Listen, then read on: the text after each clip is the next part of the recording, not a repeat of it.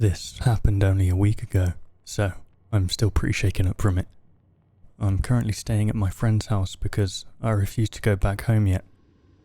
My brother is a couple of years older than me, and last weekend my parents left me home alone to go drop him back off at his college dorm.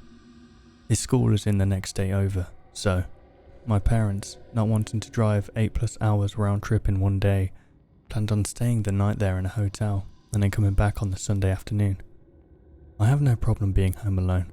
In fact, I find myself to be more relaxed when there's not someone always bothering me throughout the day, i.e. my mother. However, 1 or 2 nights is my limit. Once it gets dark is when my paranoia sets in.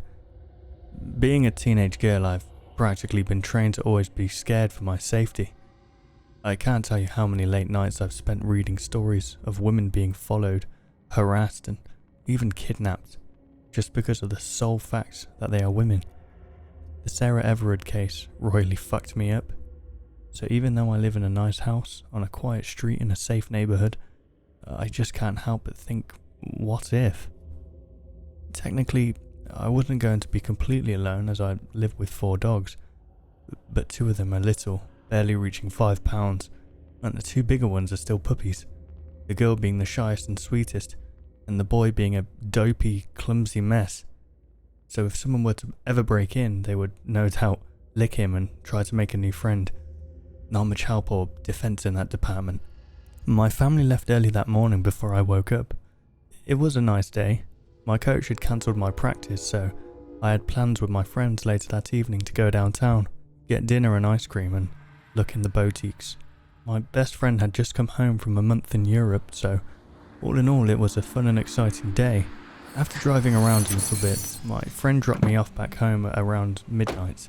The first thing I did was do a sweep of the house, locking the doors and windows and closing all of the blinds. I refilled the dog's water bowl, as it always gets filled with dirt from the 2 big ones always digging in the backyard.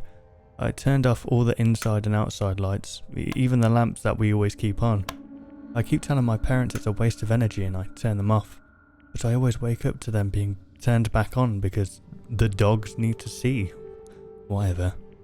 So I turned on a little nightlight in one of the kitchen outlets so the dogs can see if they get up throughout the night for water or something.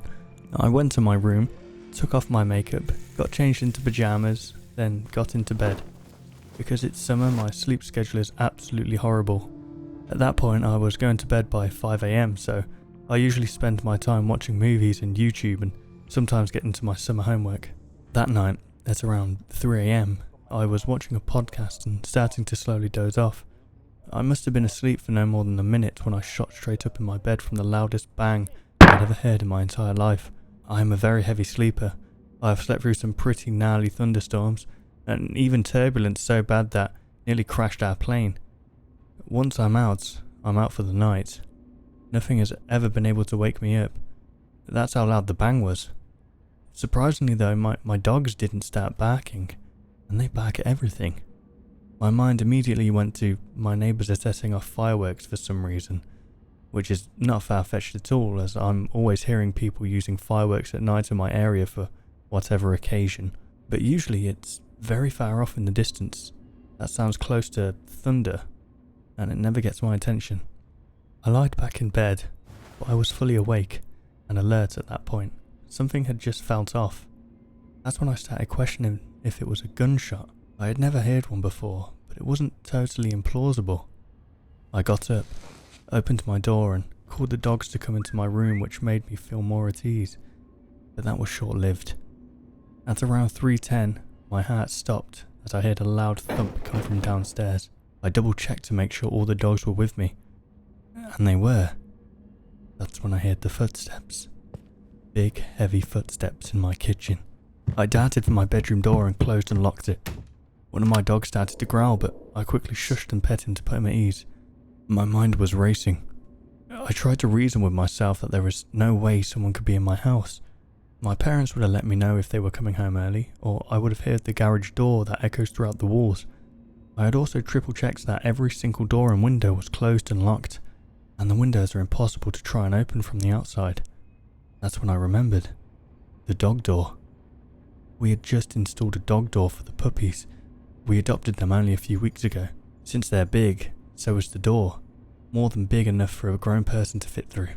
I know this because I've tested it to see if I can use it to sneak out, and I'm a large person, all around being nearly 6 feet tall and pretty bulky.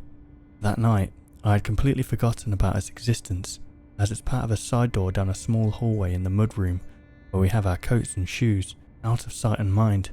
We usually only put the cover over it when the landscapers come over or if there's a storm. If I had remembered that night, given my paranoia for these exact instances, I would have definitely covered it. I was continually softly shushing my dogs so they wouldn't make any noise. I was still in a state of a bit of disbelief and absolute terror. Then I heard the kitchen sink running. At this point I was sitting in the corner of my room furthest from the door, shakily holding my phone. I had 911 typed in the keypad this whole time but was terrified to tap the button. I had never called 911 before, and what if it was all just a big misunderstanding? I pulled my cover off my bed and over myself to try and muffle my voice as much as possible. At 3:13 I called. My heart skipped with every time the phone rang. Then I felt it stop completely when I heard the operator answer. I whispered as low yet audibly as I could, saying, "I think someone's in my house." I told him all of my information, that I was alone, the dog door, I was locked in my room, etc. I also told him where the spare key to the front door was when the police got there. I begged him not to hang up on me, which I knew he wouldn't have done anyways, but at this point I was completely hysterical. I could barely breathe as I silently sobbed and covered my mouth as to not make noise. The operator tried to divert my attention by asking me questions about myself and my family to calm me down. I kept repeating over and over, "I'm so scared, I'm so scared, I'm so scared." Around 4 minutes later, I heard a banging on my front door. Then, I heard it swing open. At this point my dogs were going apeshit and jumping to get out of my room. Even though I knew it was the police, I refused to move. They had to kick in my door frame. When the cops found me, I was a blubbering mess, barely able to get a breath in. They took me to get assessed by paramedics that were outside just in case. I only allowed the female providers to touch me. They were the only ones I felt safe with. I needed high flow oxygen because I was still hyperventilating. Fast forward later that next day, it turned out that what had happened was my neighbour, in some sort of manic episode psychotic break, unsure of the proper terminology here, had stabbed his 2-month-old baby and shot his wife in the head while she slept, then broke into my house to try and wash off their blood. They found him less than a quarter of a mile from my house, trying to escape on foot. When asked why he did it, all he said was something along the lines, "They just wouldn't shut the fuck up." I learned that my neighbour actually had schizophrenia, and since the birth of his baby he hadn't been able to keep paying for his medication. In the end, all I feel is sadness for that poor family, and how preventable their deaths could have been if necessary medication like my neighbour's weren't a luxury item. I still haven't been able to wrap my head around this. My family and I have had many conversations with him and his family. We helped them move in. I even talked with them about babysitting their son. I think the greatest blessing was the fact that throughout the duration of these events, my dogs did not start barking. Who knows what would have happened if they did. In his mental state, I think he was capable of anything. I'm eternally grateful just to be sitting here, able to share this. My parents have not stopped checking in on me and apologising for leaving me alone. I hate that they feel guilty. How could they have known that this would have happened? I'm unsure of the details of my neighbour's sentencing or conviction or anything like that. To be honest, I can barely bring myself to learn about anything more of what happened. Right now I'm just working on trying to get some rest, because after that Saturday, I haven't been able to sleep since.